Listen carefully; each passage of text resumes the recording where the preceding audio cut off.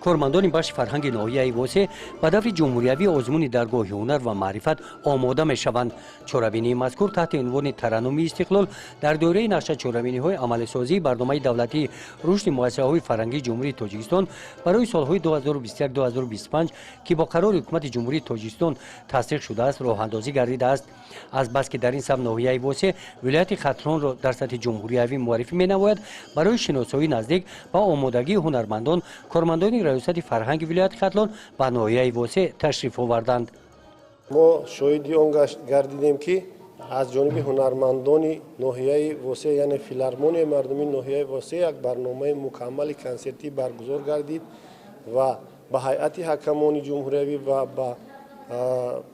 جمع آمدگان تالار مقبول آمد و مقصد از برگزاری آن همین آزمون ها جانب نمودن فعالیت قصرهای فرهنگ در شهر ناحیه ها، فیلارمونیا های مردمی، تئاترهای خلقی می باشد که به این وسیله زیاد نمودن صف شاگردان، جانب نمودن فعالیت کارگردان ها، هنرمندان، موسیقی نوازان، مطربان و سرایندگان باز یک بار دیگر دیده می شود و ما باوری داریم که با واسطه انمی برگزاری چنین آزمون ها و فستیوال ها رشد فرهنگ و هنر در ولایت ختلان باز هم به میلان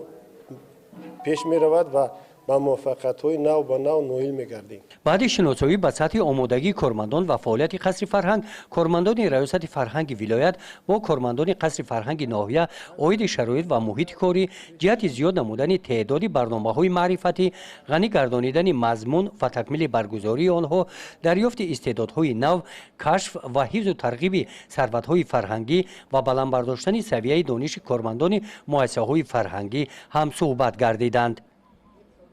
گزارش خواجه نظریف خدای نظر ظهورов از ناحیه واسه برای برنامه اطلاعاتی نوید.